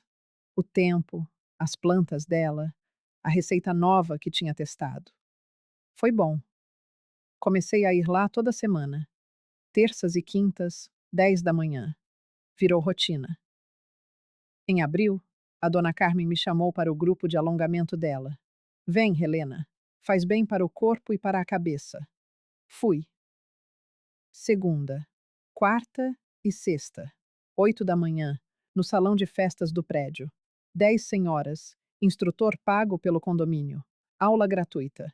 Comecei a conhecer gente. A dona Beatriz, a dona Silvia, o seu Mário, do 1203. Gente que não me julgava, que não perguntava: como você conseguiu fazer isso com sua própria filha? Só gente vivendo. Em maio, voltei a trabalhar. Não no escritório. Eu estava aposentada, mas atuei como consultora jurídica voluntária numa ONG de apoio a idosos vítimas de abuso financeiro. 2 vezes por semana, terça e quinta à tarde, eu ia até a sede da ONG no centro. Atendia pessoas que passaram pelo que eu passei. Filhos roubando, netos manipulando, cônjuges desviando. E eu ajudava. Com orientação legal, documentação, encaminhamento para advogados. Era doloroso. Cada história me lembrava da minha, mas ao mesmo tempo era libertador, porque eu podia fazer a diferença. Em junho, o Paulo e a Cláudia, o casal que tinha comprado meu apartamento, ganharam o processo contra a Juliana. A juíza mandou penhorar os bens dela para devolver os R$ 2.100.000, mas a Juliana não tinha bens, nada. O carro tinha sido apreendido para pagar outras dívidas. O apartamento alugado tinha sofrido despejo, os móveis vendidos. Restaram R$ 87.000 numa conta poupança antiga. O Paulo e a Cláudia pegaram isso e desistiram do resto. Não vale a pena continuar brigando, me disseram. A gente vai tocar a vida. Eles compraram um apartamento menor, 2 quartos na periferia, R$ 420.000, financiado. Perderam muito, mas seguiram. E eu? Eu segui também. Mobiliei o apartamento aos poucos. Comprei móveis novos, mais simples, sem luxo, sem exagero. Gastei R$ 38.000 no total, em 6 meses. Meu saldo bancário agora, agosto de 2025, é de R$ 189.000. Menos que antes, mas suficiente. Sobre a Juliana, ela cumpria a pena no presídio feminino de Santana. Regime fechado. Eu não visitei nenhuma vez, mas o Marcelo me ligava todo mês, sempre do mesmo número. Helena, a Juliana quer falar com você. Não, por favor. Ela está arrependida. Ótimo, que ela carregue esse arrependimento. As meninas perguntam por ela todo dia. Elas não entendem por que a mãe sumiu. Explica para elas. Como? Como eu explico para uma criança de 3 anos que a mãe está presa? Do jeito que der. Não é problema meu. E desligava. Era cruel? Era. Mas eu não conseguia sentir pena, não ainda, sobre meus netos. Continuei vendo-os, todo sábado, mas agora no meu apartamento, não mais no parque. O Marcelo trazia, ficava 1 hora, buscava. A Luísa e o Pedro adoravam ir lá. Eu comprei brinquedos, jogos, livros, fazia bolo, pipoca, lanche. Era bom tê-los ali. Ouvir risada de criança de novo, mas ao mesmo tempo, tinha uma dor, porque toda vez que eu olhava para eles, eu via a Juliana. Os olhos da Luísa eram iguais aos dela. O jeito teimoso do Pedro, igualzinho.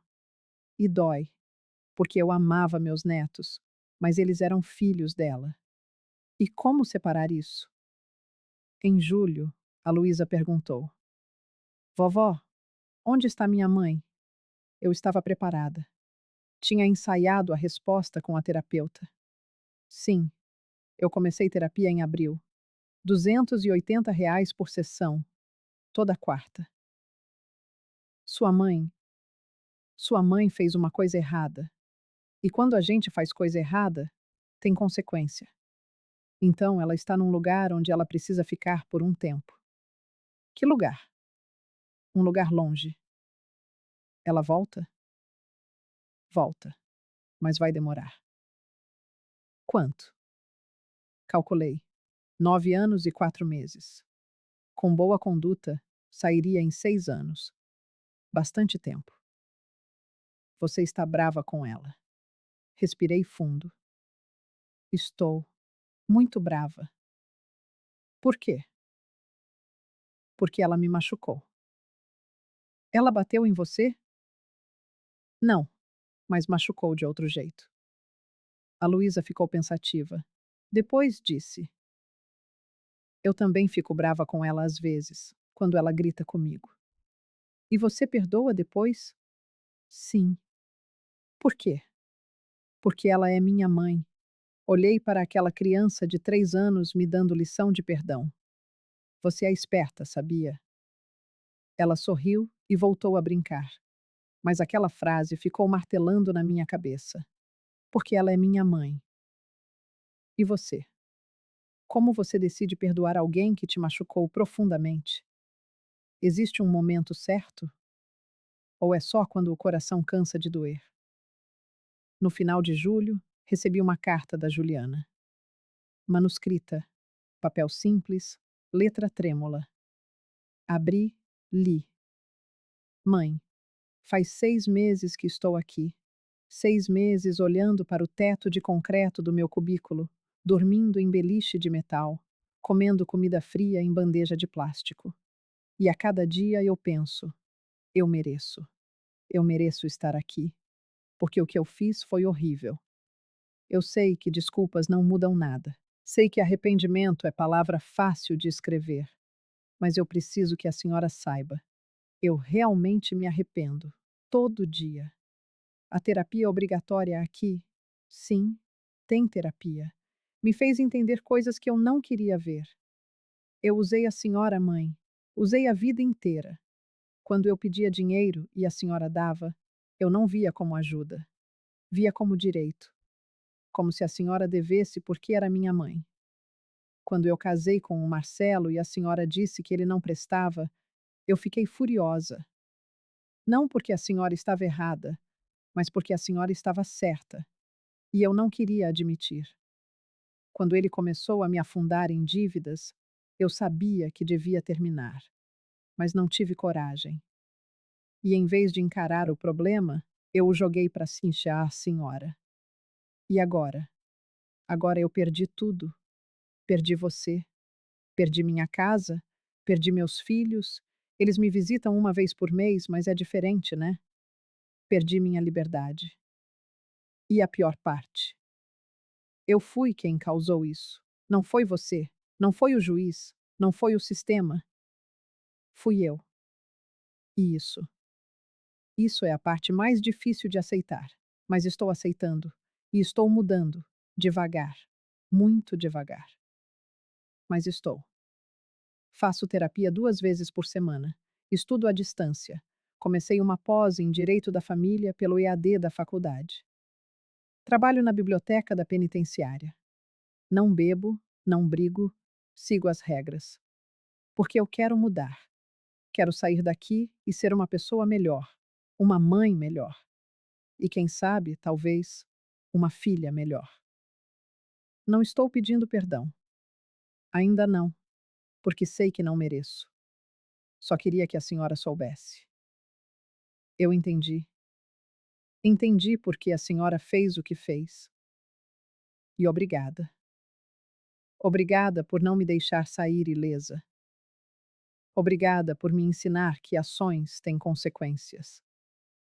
Obrigada por me amar o suficiente para me punir. Com carinho. Se ainda posso usar essa palavra, Juliana. Li 3 vezes. Sentei na poltrona da sala e chorei, porque pela primeira vez em 6 meses eu senti algo por ela. Não era perdão, ainda não. Era esperança. Esperança de que talvez, só talvez, minha filha ainda estivesse lá dentro. Guardei a carta numa pasta. A mesma pasta onde guardei os comprovantes do processo. Não respondi. Ainda não estava pronta, mas guardei. E isso já era alguma coisa. No sábado seguinte, 2 de agosto, quando o Marcelo trouxe as crianças, ele me chamou no canto. Helena, posso falar com você 1 minuto? Pode. A gente foi para a varanda enquanto as crianças brincavam na sala. Eu. Eu queria te pedir desculpas. Por tudo. Pelo que eu disse naquele dia. Sobre o Fernando. Sobre você ser amargurada. Foi. Foi horrível da minha parte. Olhei para ele. 6 meses depois, ele estava diferente. Magro, barba feita, olheiras menores. E por que você está se desculpando agora? Porque eu fiz terapia também. E percebi que eu fui um merda. Quase ri. Pelo menos você admite. É, e eu. Eu queria que você soubesse. Eu não vou mais te encher o saco pedindo para tirar a Juliana de lá. Ela está lá porque merece. Eu sei disso agora. E as dívidas? Perguntei. Zerei. Entrei em acordo com os agiotas. Estou pagando $3.800 por mês. Vou levar anos, mas vou pagar. E as apostas? Parei. Completamente. Apaguei todos os aplicativos, bloqueei todos os sites. Entrei nos jogadores anônimos. Vou às reuniões toda terça-feira. E as meninas? Estão comigo. Tempo integral. Aprendi a cozinhar, lavar roupa, pentear cabelo. Não sou o melhor pai do mundo, mas estou tentando. Ele acenou com a cabeça. E você? Como está? Estou. Estou reconstruindo. Devagar. Mas estou. Olhamos para o horizonte. Silêncio.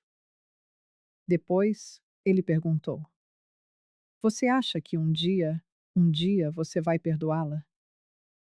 Pensei por um instante. Não sei. Talvez. Mas vai levar tempo. Muito tempo. Entendo. Mas, Marcelo, perdoar não significa esquecer. Não significa que vai voltar a ser como antes. Porque não vai. Nunca vai. Eu sei.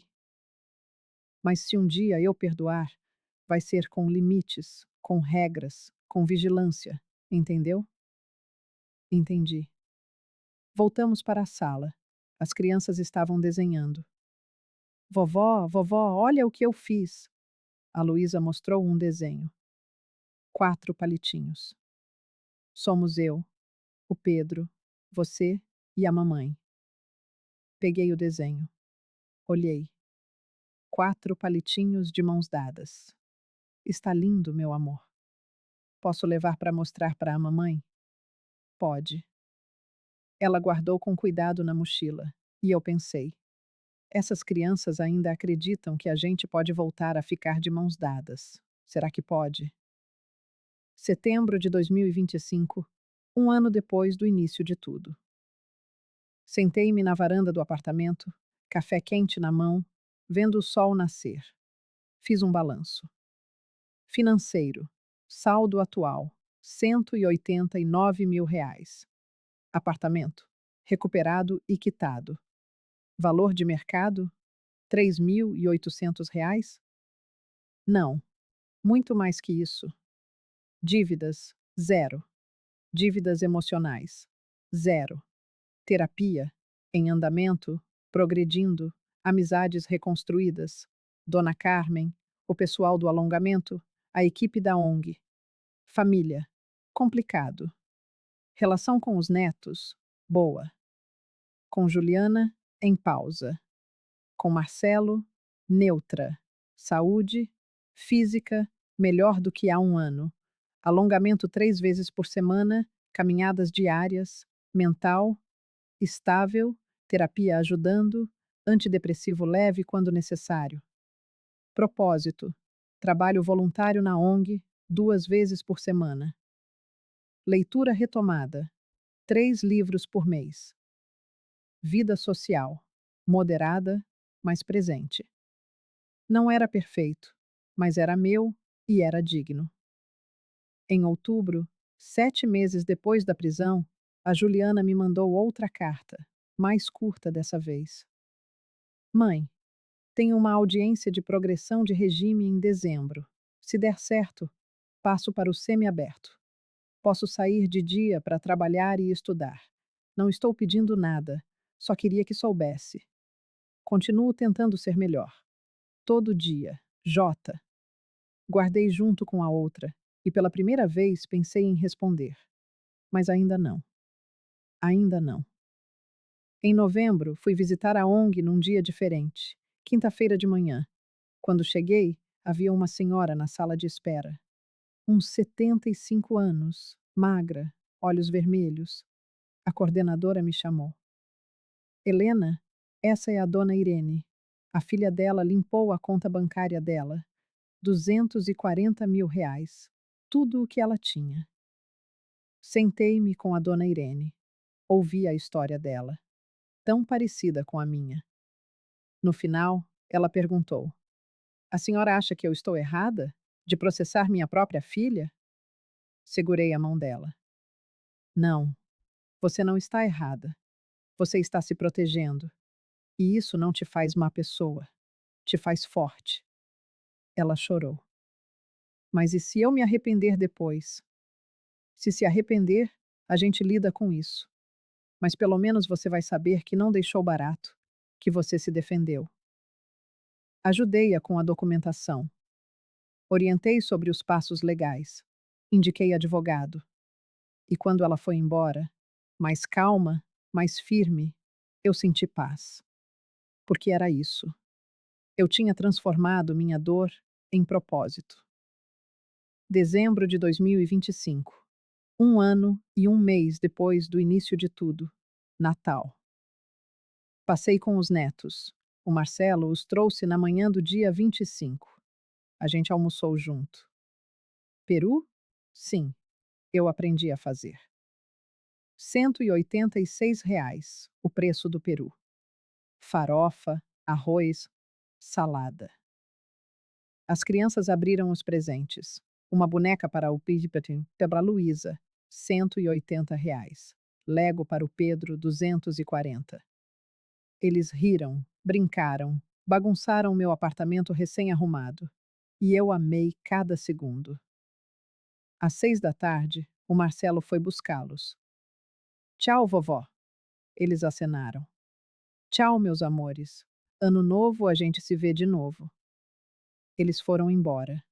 E eu fiquei sozinha. Mas não solitária. Porque solidão e solitude são diferentes, não é? Solidão é ausência forçada. Solitude é paz escolhida. E eu tinha escolhido minha paz. Janeiro de 2026. A Juliana conseguiu progressão de regime. Semi-aberto. O Marcelo me contou. Ela pode sair de dia. Vai trabalhar num escritório de advocacia, num programa de ressocialização. Que bom para ela. Helena, ela quer te ver. Respirei fundo. Ainda não. Mas ela mudou. De verdade. Está diferente. Mais. Mais humilde. Mais consciente. Que bom. Mas ainda não estou pronta. Quando você vai estar? Não sei, mas quando estiver, eu procuro ela. Não o contrário. Ele entendeu. Fevereiro de 2026. 14 meses depois do início de tudo. Eu estava na varanda, lendo um livro, café ao lado, quando o celular tocou. Número desconhecido. Atendi. Alô? Mãe? A voz da Juliana trêmula. Meu coração acelerou. Juliana, eu. Eu não deveria estar ligando. O Marcelo disse que a senhora não quer falar comigo, mas eu precisava ouvir sua voz. Só. Só uma vez. Fiquei em silêncio. Mãe, eu sei que não mereço perdão. Sei que talvez a senhora nunca me perdoe. E eu entendo. Mas eu queria que soubesse. Eu mudei. De verdade. Não é teatro. Não é manipulação. É real. Ainda em silêncio, ela continuou. Eu estou trabalhando, pagando minhas contas, cuidando das meninas nos fins de semana, fazendo terapia. E todo dia, eu olho no espelho e lembro: eu fiz aquilo e nunca vou esquecer. A respiração dela estava ofegante. Eu não estou ligando para pedir nada, só para dizer obrigada. Obrigada por não ter desistido de mim, mesmo quando eu desisti de você. Ela ia desligar. Espera, falei. Silêncio do outro lado. Juliana, eu recebi suas cartas. Recebeu? Sim. E. E eu guardei. Ouvi um soluço. Eu não estou pronta para te perdoar. Ainda não. Mas. Mas talvez um dia, se você continuar mostrando que mudou de verdade. Vou mostrar. Eu juro que vou. E Juliana, se um dia eu perdoar, não vai ser como antes. Vai ser diferente. Com limites, com regras, com cuidado. Eu aceito. Qualquer coisa, qualquer limite. Então, então a gente pode tentar. Devagar, muito devagar. Obrigada, mãe. Obrigada. Mas, Juliana, se você escorregar, se voltar aos velhos hábitos, se me magoar de novo, acaba. Eu sei, e não vou escorregar. Prometo. Promessas são fáceis. Eu sei, mas vou provar. Com atos, não com palavras. Assenti, mesmo sem ela ver. Tchau, Juliana. Tchau, mãe. Desliguei e chorei. Mas dessa vez era diferente. Não era dor. Era esperança. Abril de 2026.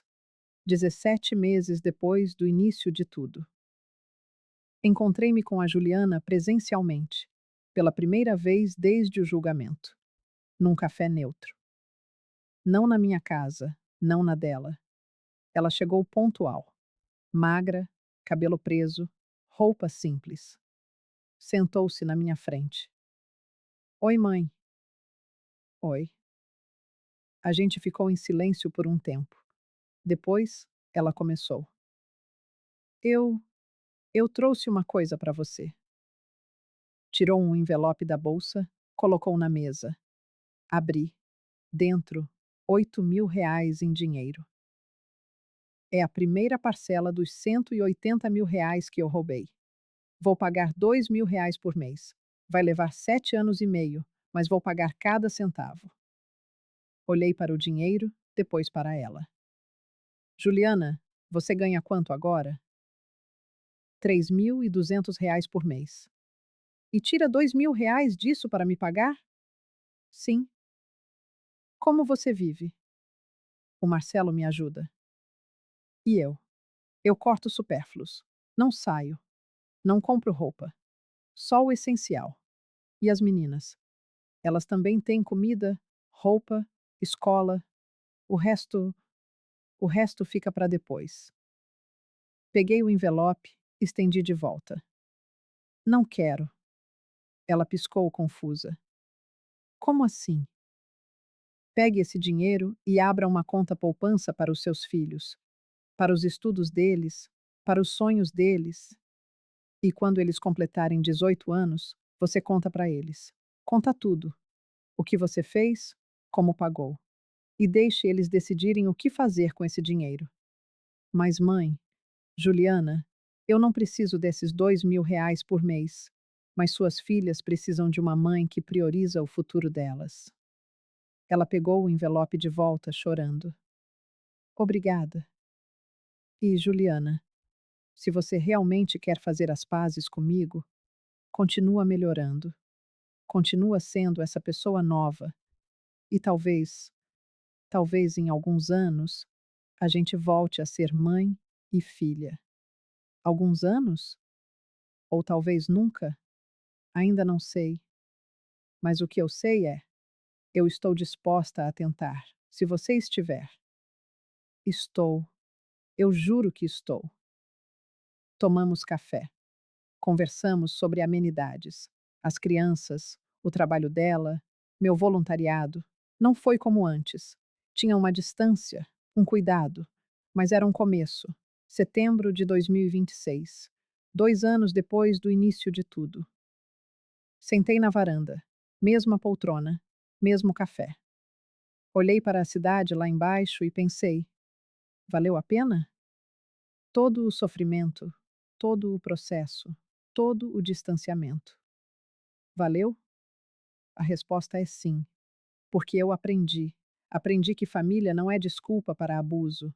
Aprendi que perdão não é obrigação. Aprendi que eu posso amar alguém e ainda assim manter distância. Aprendi que justiça não é vingança.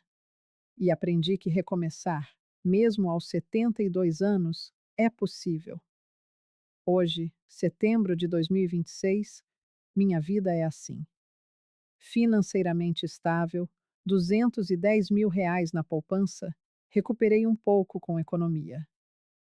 Emocionalmente equilibrada, terapia toda semana ainda, mas já não choro mais em todas as sessões. Socialmente ativa, tenho amigas, tenho rotina, tenho propósito. Familiarmente complicada, mas honesta. Vejo meus netos toda semana. Vejo a Juliana uma vez por mês. Sempre em público, sempre com tempo limitado, mas vejo. E aos poucos a gente está reconstruindo. Não vai ser como era. Nunca vai. Mas talvez seja algo novo. Algo com base em respeito, não em obrigação. Em limites, não em exploração. Em verdade, não em aparências. E sabe de uma coisa? Isso eu aceito. Obrigada por chegar até o fim da minha história. Se você também passou por algo parecido, traição familiar, abuso financeiro, manipulação, me conta nos comentários de onde você está lendo. Quero saber que a gente não está sozinha, que é possível sobreviver, que é possível reconstruir e que nunca é tarde para defender sua dignidade. Um abraço de quem aprendeu que ser forte às vezes é dizer não, mesmo quando dói. Especialmente quando dói. Helena Maria Ribeiro, 74 anos, viúva, livre, em paz.